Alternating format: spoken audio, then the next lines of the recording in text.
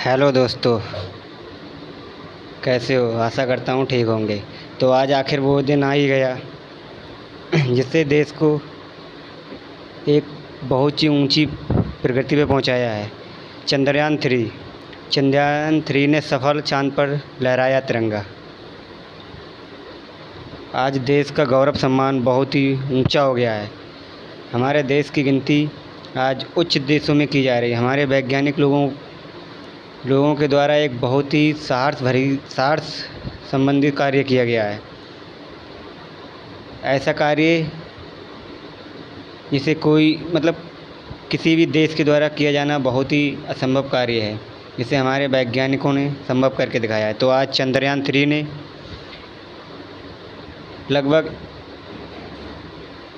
35 से 40 दिनों के भी 35 से 40 दिनों की पूरी परिक्रमा करने के बाद आज चंद्रयान 3 ने चाँद पर सफल तिरंगा लहरा दिया।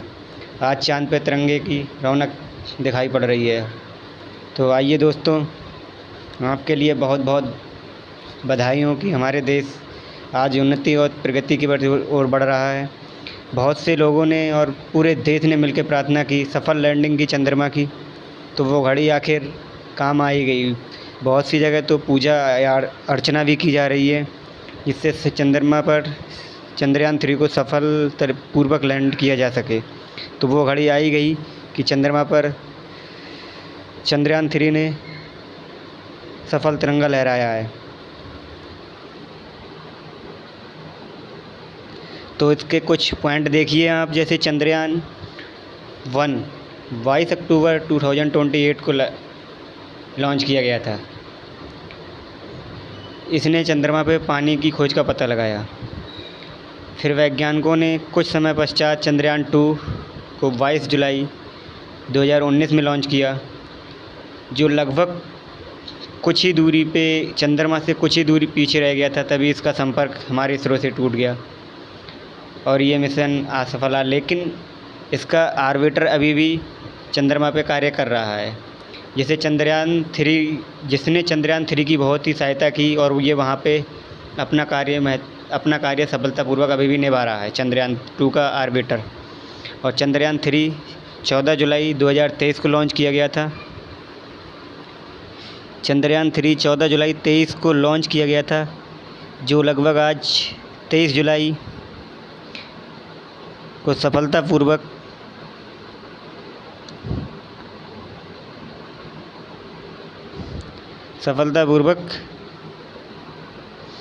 लैंडिंग कर गया है।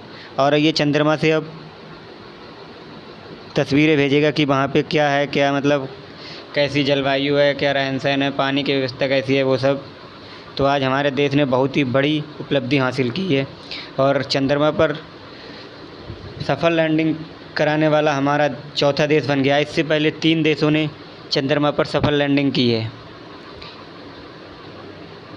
इसमें अमेरिका है, चाइना है और संयुक्त राष्ट्र है, जिन्होंने चंद्रमा पर सफल लैंडिंग की है।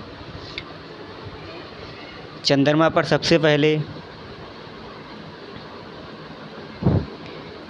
अमेरिका ने 1969 में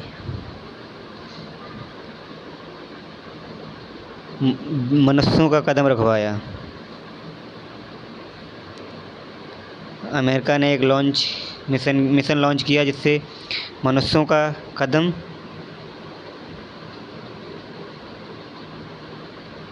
चंद्रमा पर रखवाया।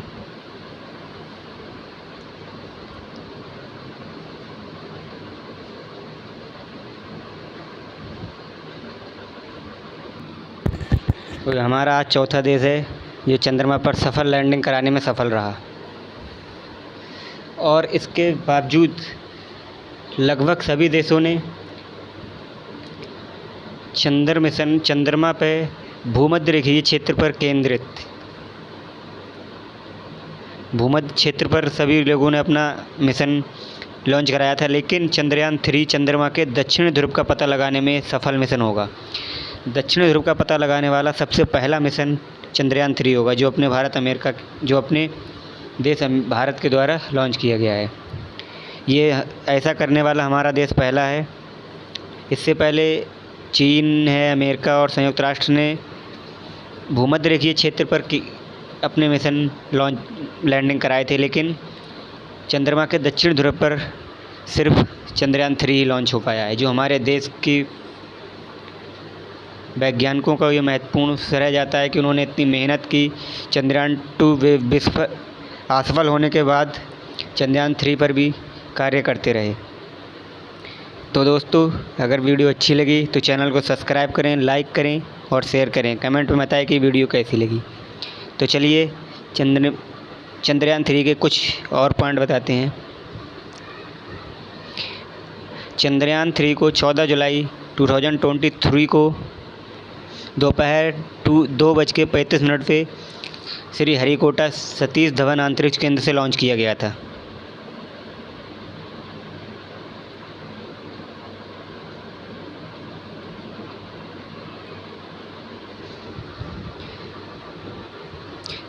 चंद्रयान 3 चंद्रमा के अंतरिक्ष यान में 5 अगस्त 2023 को चंद्र कक्षा में प्रवेश किया था। चंद्रयान 3 में ऑर्बिटर नहीं है, इसमें लैंडर और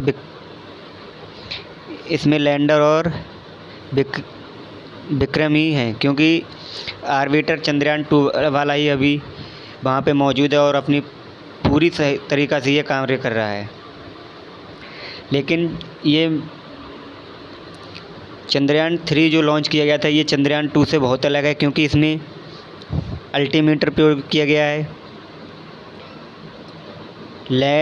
लैडर पैलेट प्रयोग किया गया है, जिससे लैंडिंग के स्थान के आसपास भूकंपिता को मापने के लिए चंद्र भूकंपीय गतिविधि उपकरण ILAS प्लाजा घनत्व का अनुमान के लिए लेग्यूमिनर जांच, मतलब अगर जहां चंद्रमा की सॉफ्ट लैंडिंग चंद्रयान 3 की हुई थी, वहां पे भूकंप की तीव्रता मापने के लिए भी इसमें यंत्र लगाया गया है, और वहां का घनत्व भी की अनुमान लगाने के लिए भी एक लेग्यूमिनर जांच के लिए यंत्र लगाया गया है। इसलिए इसकी सफल होने की संभावना तो बहुत अधिक थी, लेकिन इसने सफलतापूर्वक चंद्रमा पर अपना तिरंगा लहरा दिया। दूसरे इसमें रोवर पैलेट लगाया गया है। लैंडिंग स्थल के आसपास मौलिक संरचना प्राप्त करने के लिए अल्फ़ा पार्टिकल एक्सरे एक्सरोमीटर और लेज़र प्रेरित ब्रेकडाउन स्पेक्ट्रोस्कोप भी इसमें यूज किया गया है। चंद्रयान 3 में विक्रम और प्रज्ञान का लैंडर मॉड्यूल चंद्रमा पर लैंडिंग करेगा। अब क्वेश्चन ये उठता है कि चंद्रयान जब लॉन्च किया गया था तो ये 40,000 किलोमीटर प्रति घंटा की रफ्तार से चल रहा था, लेकिन इसकी लैंडिंग होने के समय पर इसकी चाल मात्र 3 मीटर प्रति सेकंड से ये चंद्रमा पे लैंड किया था। इससे अधिक लैंड करने में कुछ संभावनाएं हो सकती थी। इस मिशन की कार्यभार या इस परियोजना के निदेशक वीर मिथुबेल हैं, जिन्होंने 2019 चंद्रयान 2 असफल होने के बाद ही इसकी कार्यभार संभाल ली थी और चंद्रयान 3 पे काम करना शुरू कर दिया था। तो चलिए, प्रश्न अब ये उठता है कि चंद्रयान 3 मतलब चंद्रयान या किसी भी मिशन को जुलाई में ही क्यों चुना जाता है, क्यों ही लॉन्च किया जाता है। जैसे चंद्रयान 2 22 जुलाई को लॉन्च किया गया था, चंद्रयान 3 14 जुलाई को लॉन्च किया गया। ये भी एक कारण है। इसका कारण है कि जुलाई महीने में पृथ्वी और चंद्रमा एक दूसरे के करीब होते हैं, इसलिए इसे जुलाई में लॉन्च किया जाता है, जिससे पृथ्वी से चंद्रमा में पहुंचने में कम समय लगे और आसानी से पहुंचा जा सके।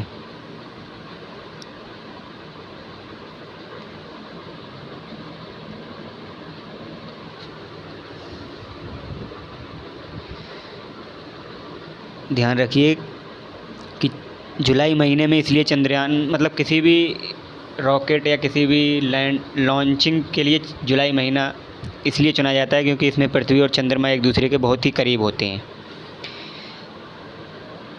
अब क्वेश्चन उठता है कि किसी भी अंतरिक्ष को या चंद्रयान-2 या चंद्रयान-3 को सतीश धवन अंतरिक्ष स्टेशन से ही क्यों लॉन्च किया गया? तो इसका मतलब है सतीश धवन अंतरिक्ष स्टेशन 1971 में चालू किया गया था। सतीश धवन अंतरिक्ष स्टेशन को अब श्रीहरिकोटा में स्थानांतरित कर दिया गया है। श्रीहरिकोटा भारत के पूर्वी भाग में स्थित है। यहाँ से स्पेस क्राफ्ट प्रक्षेपित करना आसान रहता है। दरअसल पृथ्वी पश्चिम से पूर्व की ओर तेज़ी से घूमती है।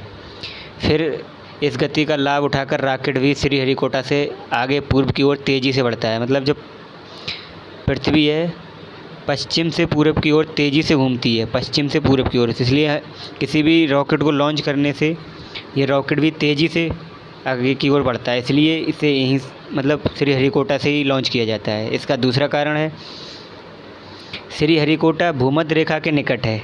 यहाँ पृथ्वी की गति सबसे अधिक है श्रीहरिकोटा में। वहीं श्रीहरिकोटा एक तट पर है।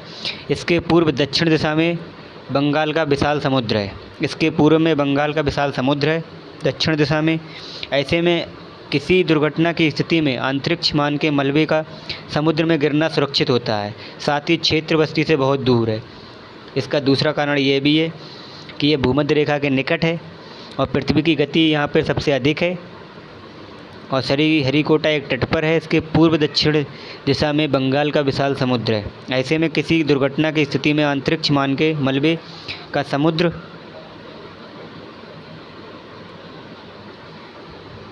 में गिराया जा सकता है। मतलब इससे दुर्घटना होने पर कि किसी को जान माल की कोई हानि नहीं होती।